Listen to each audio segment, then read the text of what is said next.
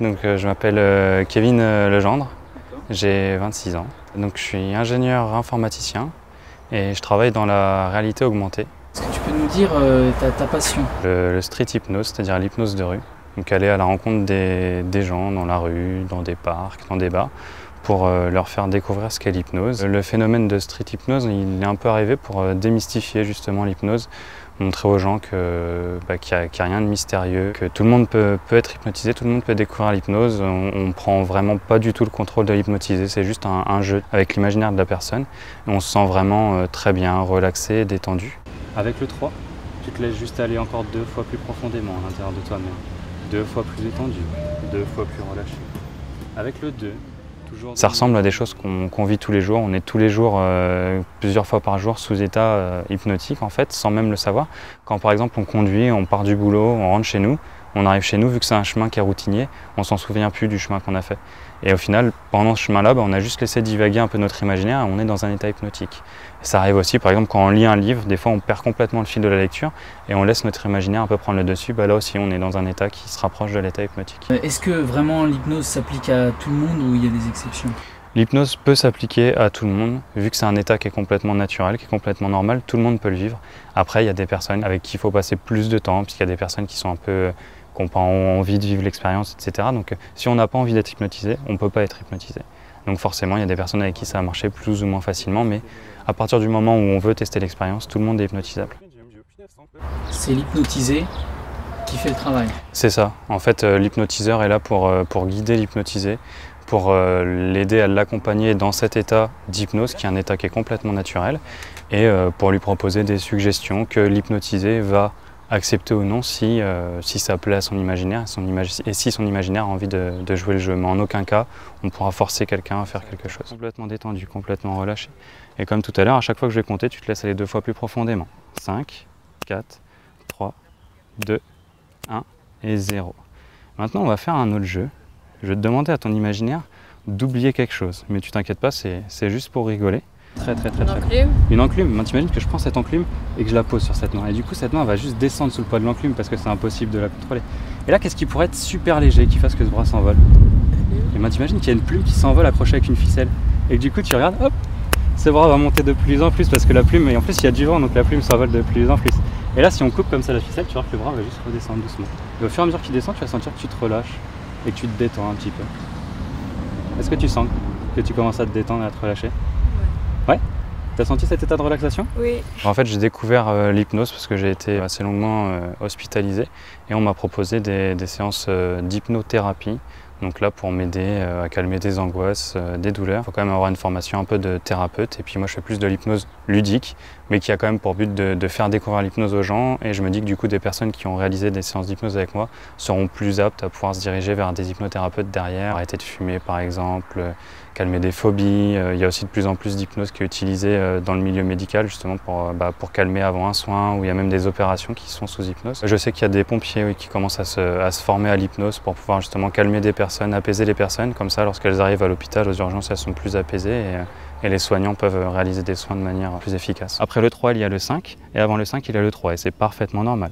Maintenant, je vais compter jusqu'à 3, tu pourras ouvrir les yeux, mais quand tu auras ouvert les yeux, tu compteras 1, 2, 3, 5, 6, 7, 8, 9, et ce sera parfaitement normal pour toi. 1, 2, 3. Ça va?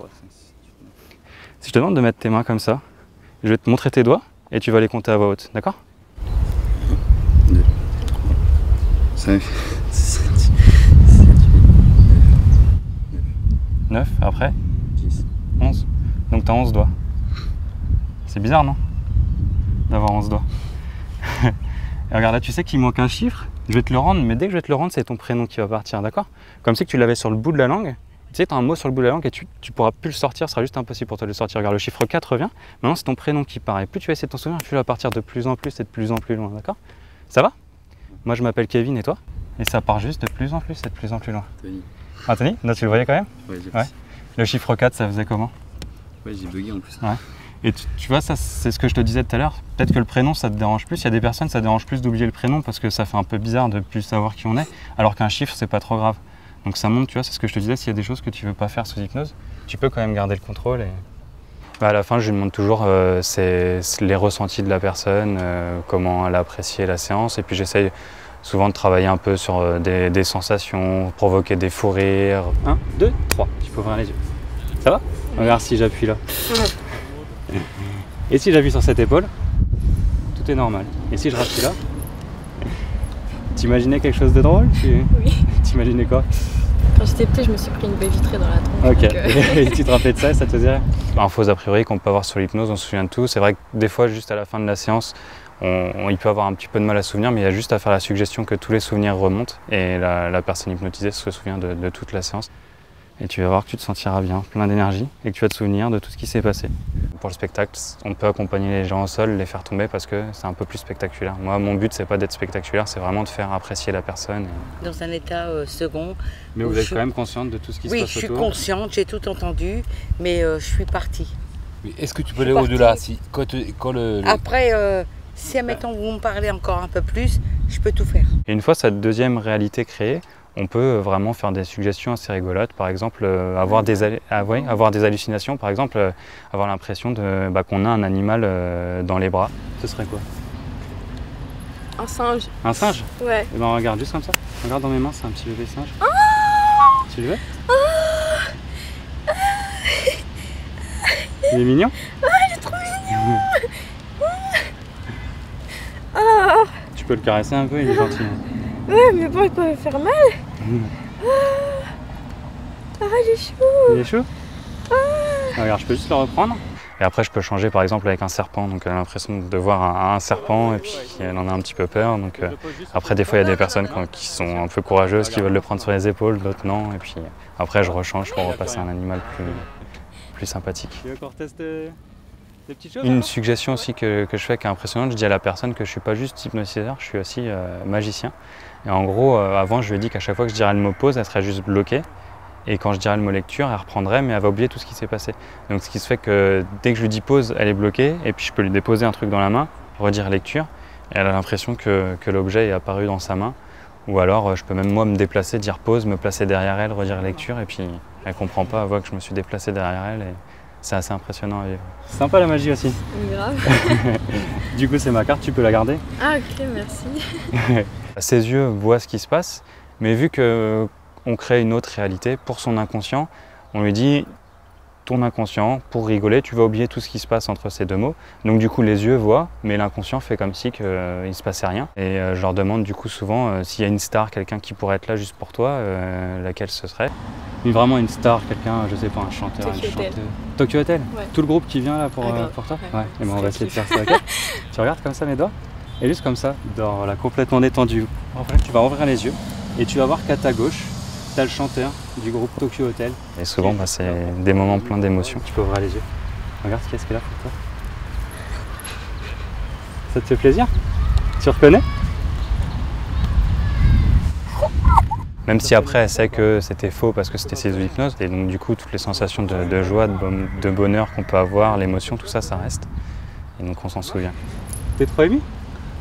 Tu veux pas prendre une petite photo avec ou mets-toi à côté? Non? Tu peux t'approcher, peut-être tes amis vont te prendre en photo, faut garder un peu le souvenir. Faut pas pleurer, c'est... Pourquoi tu pleures? C'est l'émotion? Profites-en parce qu'il reste pas longtemps. D'accord? Tu voulais te dire peut-être un petit truc ou... Non, profites-en. Hein. Qu'est-ce que tu voulais dire? Merci. Merci d'être là. Un autographe, j'ai dit. Ouais, tu veux pas un petit autographe, une photo? Et regarde, juste maintenant, tout est normal. Regarde. C'est qui? C'était mieux Tokyo Hotel? Ouais, désolé, pas grave. Après, on peut aussi proposer des séances plus typées hypnose de relaxation, sophrologie, où du coup on peut faire ressentir des sensations de bien-être, de détendre, faire imaginer à la personne qu'elle se trouve dans un lieu qu'elle apprécie, sur la plage par exemple, et puis du coup on se sent vraiment super bien. Après la séance, on est vraiment décontracté. Donc ça fonctionne en fait, c'est pour ça que ça me fait rire. Non, c'est pour ça, c'est très agréable. Enfin, je sais que là, limite, je pense que je pouvais complètement être sur mon genou, quoi. Et après, pour revenir dans cet état-là, on fait ce qu'on appelle des ancrages. Donc souvent, moi, je le fais en serrant deux doigts et dire à la personne que du coup, dès qu'elle va resserrer ses deux doigts, eh ben, elle va ressentir toutes les sensations qu'elle a vécues pendant la séance. Et ce qui fait que du coup, même 2 semaines, 3 semaines, 1 mois après la séance, elle a juste à se poser, à fermer les yeux, à serrer ses deux doigts, elle va ressentir tout ce qu'on a vécu pendant la séance et pouvoir se déstresser.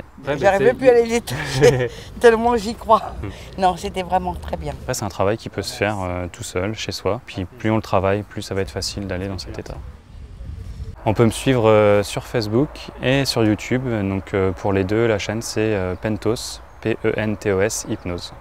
Après, c'est vrai que c'est à force d'imaginer, il faut vraiment se concentrer sur ce que tu me dis. Ouais. Là, franchement, regarde, je continue. Non, c'était très bien.